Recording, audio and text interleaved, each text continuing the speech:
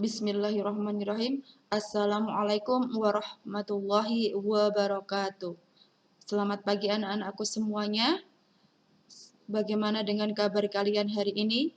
Bu Guru harapkan kita semua dalam keadaan sehat walafiat, tak kurang suatu apapun, dan selalu berada dalam lindungan Allah Subhanahu wa Ta'ala. Anak-anakku semuanya, selamat bertemu kembali dengan Bu Guru dalam pembelajaran jarak jauh IPS di semester kedua ini. Anak-anakku, dalam pembelajaran jarak jauh semester 2, pada pertemuan yang pertama ini, Bu Guru ingin menjelaskan tentang pemanfaatan sumber daya alam untuk kegiatan ekonomi. Nah, anak-anakku semuanya, dalam semester yang pertama kemarin, Bu Guru juga sudah menjelaskan tentang sumber daya alam. Anak-anakku semuanya, sumber daya alam itu merupakan segala sesuatu yang ada di alam dan dapat dimanfaatkan manusia untuk memenuhi kebutuhan hidupnya. Sumber daya alam dapat dibedakan menjadi dua.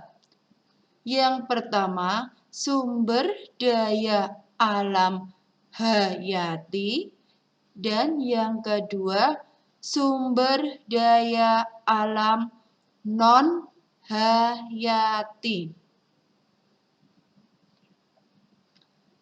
Sumber daya alam hayati merupakan sumber daya alam yang berupa makhluk hidup seperti hewan dan tumbuhan.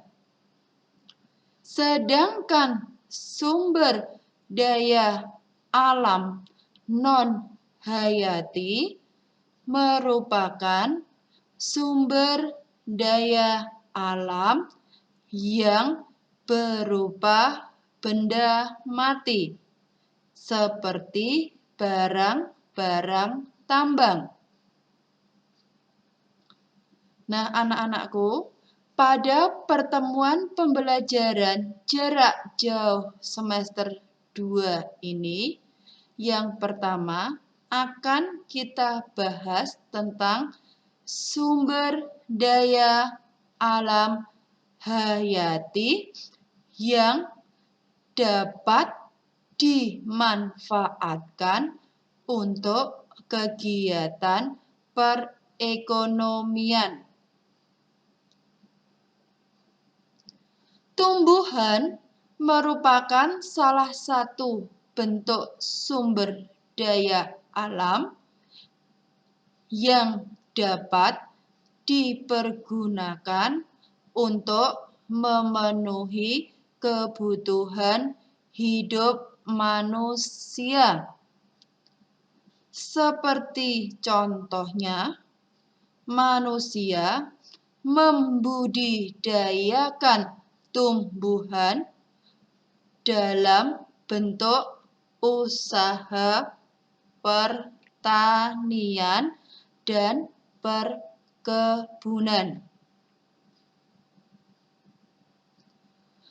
Ada dua jenis tumbuhan yang dapat dimanfaatkan untuk memenuhi kebutuhan hidup manusia, yaitu yang pertama, tumbuhan yang dapat diambil manfaatnya berupa buah, daun, dan umbinya sebagai bahan makanan.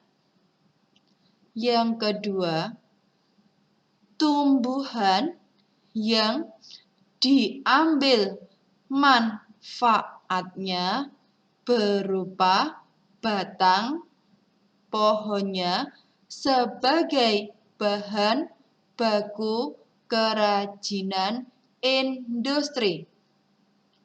Nah, sekarang kita bahas tentang tumbuhan yang diambil manfaatnya berupa buah.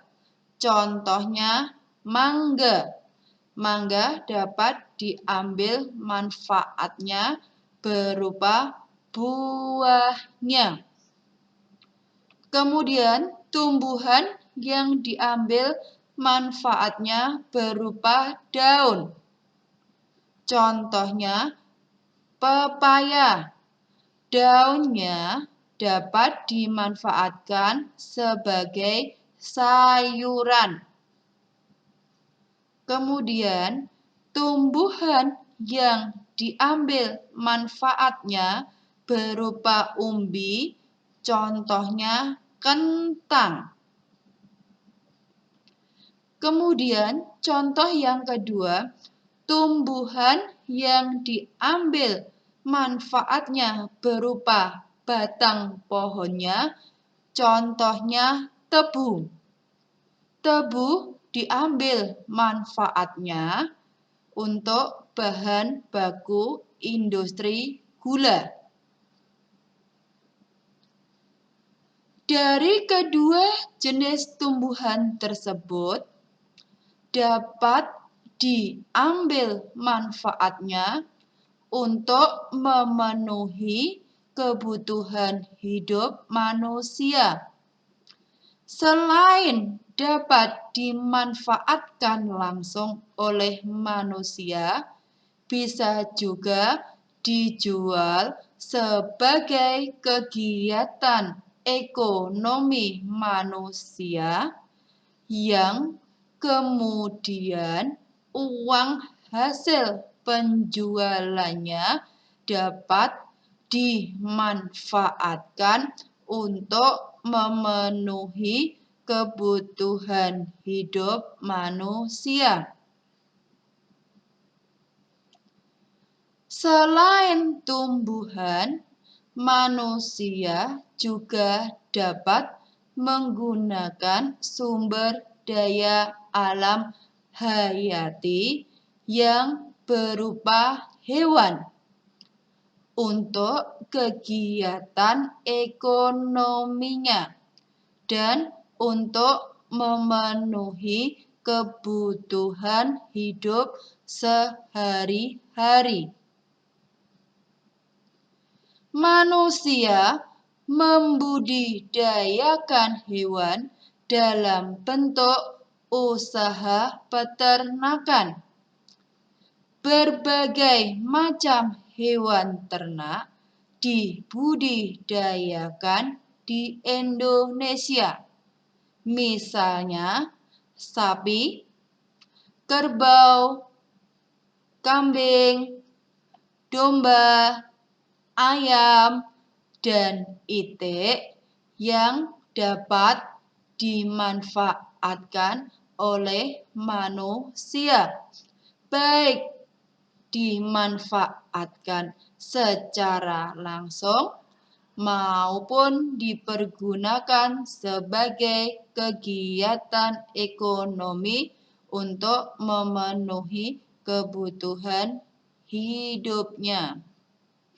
Nah, anak-anakku, dalam materi pembelajaran jarak jauh kali ini, materi yang Bu Guru sampaikan itu dulu. Insya Allah kita lanjutkan di lain waktu atau pada pertemuan yang kedua.